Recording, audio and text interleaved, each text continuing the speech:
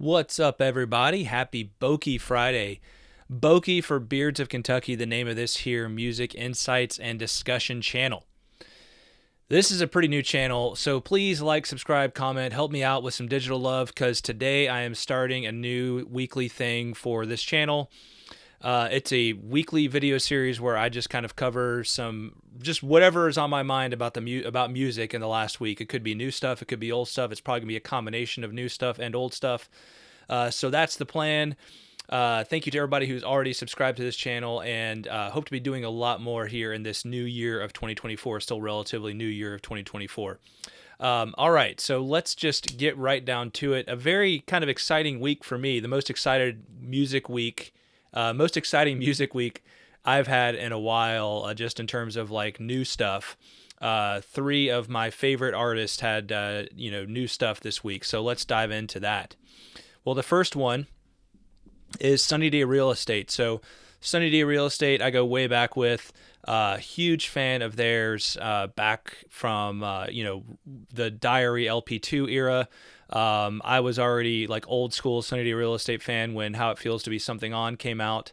Just always excited whenever I see new music from Sunny Day Real Estate or Jeremy Enoch by himself. It's usually pretty exciting times for me. So really excited to hear about this new track, Novum Vetus. Novum Vetus, I think I'm getting that Latin right. Hey, I'll have a track review of this coming soon. I'm really looking forward to sharing some thoughts on this particular track, so I won't say too much about it right now. But there is a new track out there by Sunny Day Real Estate today. Highly recommend you go check it out wherever you can find it. It's in all the places. But what's even more exciting is the news that this new track precedes a tour they're going to be going on this year. Hey, guys, by the way, come to Nashville, please. That's where I live, and otherwise I don't have to travel somewhere far away. But they're going to be going on tour, and then they've got this live in studio version of Diary coming out called Diary Live at London Bridge Studio, and that's what you see here. Just opened the pre-orders for this today on sunnyday.real estate, their website. So definitely check out the new track and go pick up a copy of their new, really, I guess, live recording of Diary. It's going to be very interesting to hear what they do with this.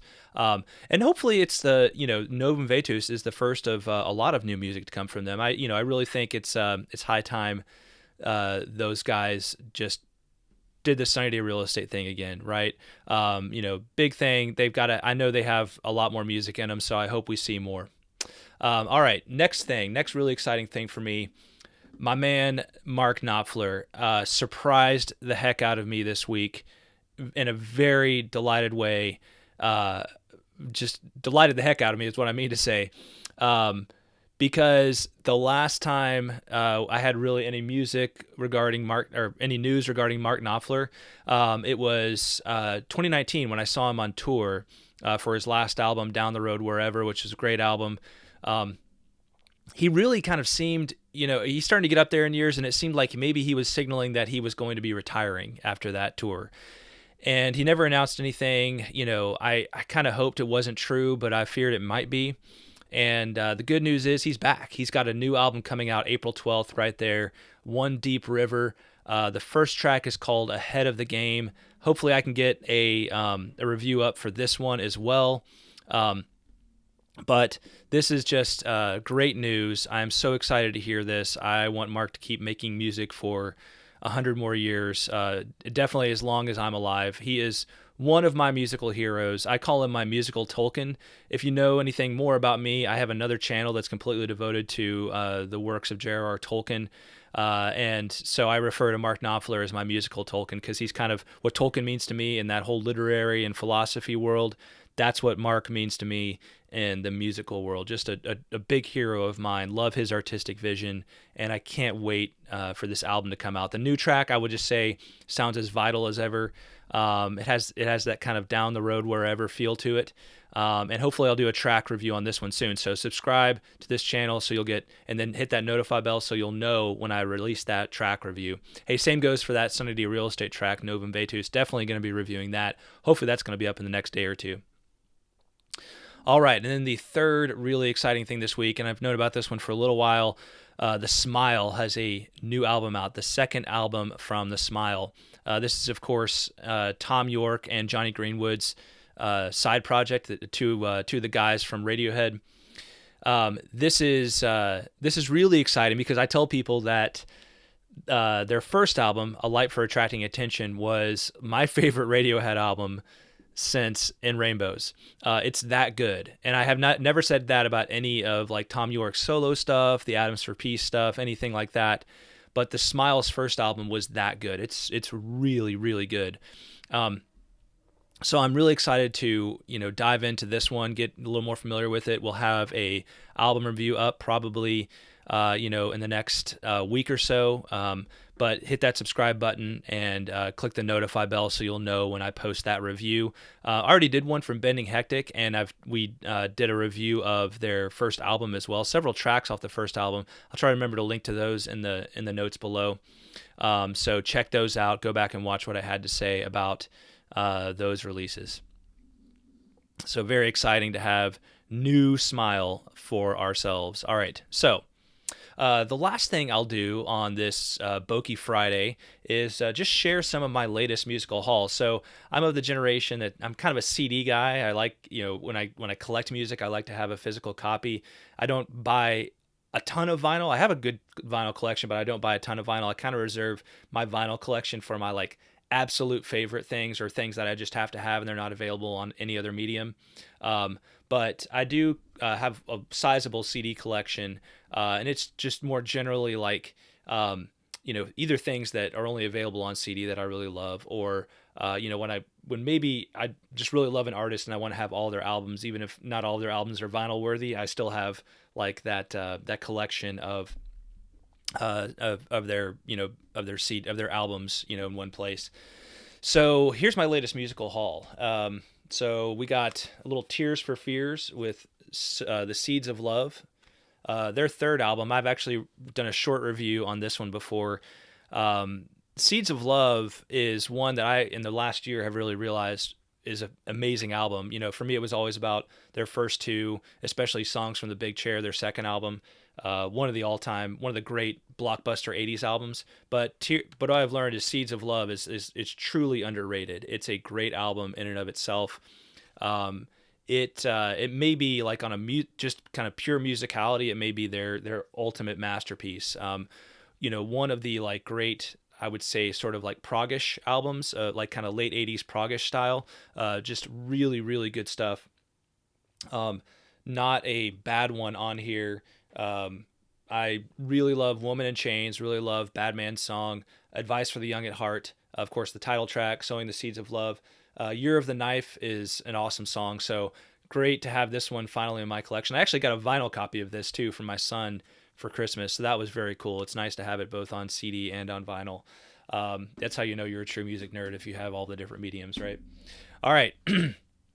The next one is the Waterboys. This is the Sea. So I'm a big Fisherman's Blues guy. Have the whole Fisherman's Box thing with all of that music from that era. I remember when I saw U2 on the Joshua Tree anniversary tour several years ago. They always opened with "The Hole of the Moon" from this out. It was the lead out, the track that led into their coming out, and it was kind of really exciting. I saw them twice, so the second time I realized they were doing that. That was their lead in. The Hole of the Moon, great classic Waterboys track if you've never heard it, but really a good album, the one that precedes Fisherman's Blues, and highly worth checking out if you haven't ever heard it. I put Oasis's first two albums on there without realizing that I actually already had. Let's see, where is it? Well, I thought I had it in here, but I I put Definitely Maybe. Excuse me. Definitely Maybe and What's the Story, Morning Glory. I already had a copy of What's the Story, Morning Glory. But those first two Oasis albums, great records, great classics. I did not own a copy of Definitely Maybe. But now I have those first two. For me, everything after that is pretty much bad. Of course, there was the Master Plan, their B-sides collection, which was good stuff. But basically, they made those first two albums and then all the B-sides and everything that went with it. and then they forgot how to be good musicians. It's a crazy story, something I'll probably dive into a lot more at some point on this channel. Really interesting kind of thing that happened with them. But anyway, picked up those first two Oasis albums on CD, so I have those in my collection now. Speaking of Oasis, I kind of think of this band, the Black Crowes, as like the American version of Oasis, or maybe Oasis is the British version of the Black Crowes, because it's like two brothers who are kind of the front of the band, right? One of them the singer, one of the guitarist and songwriter, and then just kind of rotating cast of other musicians who have followed them around over the years, and they're always fighting. But another great debut here from the Black Crowes. Now, the Black Crowes, to me, have been a lot better over the course of their career than Oasis has. Oasis just kind of fell off in terms of their musical quality for me after that second album. But the Black Crowes have continued to be a pretty vital band. They may not have been as like popular as they were in the early '90s with those first two albums, but they've been making great music ever since. I actually heard there's new music coming from them later this year, which is exciting to hear. But this first album right here, man, what a total classic. Just an all-time great of a debut. Twice as Hard is one of the most underrated opening tracks there is, in my opinion. Just a fantastic debut album here, and glad to finally own a copy just on CD. One I'll have to probably pick up on vinyl at some point. It's that good. So yeah, Black Crowes, Shake Your Moneymaker right there.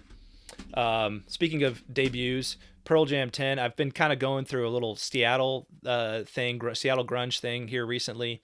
Going back to that time when I was, probably like middle school age, when grunge was kind of hitting the scene, and it kind of rocked the musical world. Versus was always, like, for me, was always the great Pearl Jam album. Vitology had some good stuff on it, but overall was not a great album to me. And then everything after that, I just felt like they kind of lost the plot. But 10, I've kind of grown to appreciate more and more over the years. Of course, I've always thought Alive was a great track. Black was a great track. The version of Even Flow here always bugged me. It's like so overproduced, and that song is so awesome. The one that eventually made it onto MTV as a video was the right one. That's the really good version of Even Flow, but the one on here, not so much. It just sounds way too glossy and overproduced. But one track that I had never really come to appreciate as much until recently is Oceans, track 7 on this album. Really cool song. I didn't realize they made a video for it, but it was only released in Europe. But anyway, you can find that on YouTube. But yeah, Pearl Jam 10, added this to my collection this week to go right alongside Versus. That's probably all the Pearl Jam albums I'll buy, but I've kind of developed an appreciation for No Code recently, so who knows? I may go a little deeper onto Pearl Jam and see what else they have to offer further down the career. Next to last is one that a lot of you maybe haven't heard of, is Kathleen Edwards here, called her first album called Failure. Kathleen Edwards, kind of an alt-country artist that came up in the early 2000s. Really appreciated a lot of her songwriting. This one, I think, has what's probably a couple of her best tracks on it. The first one here in particular, 6 O'Clock News, I'll probably do a video on that at some point, just that track by itself. That track is that good. It's just what an incredibly beautiful song. Rocks, but just like kind of the way it's constructed and the story it tells is like, whoa, it's just mind-blowing, great stuff. So if you've never heard this one, go check it out. Definitely check out 6 O'Clock News, and keep listening to the rest of the album because it's pretty good. And then last but not least is this total classic, Purple, by Stone Temple Pilots. This might complete my Stone Temple Pilots CD collection. I've got Core, I've got Tiny Music from the Vatican Gift Shop. I might get their fourth one because that's got some really good stuff on it. But this is a band, that I really like, kind of turned my nose up at when they were popular and around. But I've come to realize like they were one of the best hard rock bands of the 90s, and maybe of all time, right? Just wrote some great songs. This one might have, some of their, honestly, is anything better than Interstate Love Song? I mean, it's so, just such a great song. And there's so many other good songs on this one. So got myself this to round out my set of the 3 Stone Temple Pilot classic LPs. In my view, their first 3, Core, Purple and Tiny Music from the Vatican Gift Shop. So excited to have that. So yeah, that's the haul, and that is a wrap on this first BOKY Friday. As I said at the beginning, this is the first of what will be a weekly grab bag of the new and the old of what's great in music. If you've watched this far, hit that like button. Let's continue the discussion in the comments below, and stay tuned in to Beards of Kentucky by subscribing and clicking the notify bell. All right. Thanks for watching, everybody, and I will talk at you next time.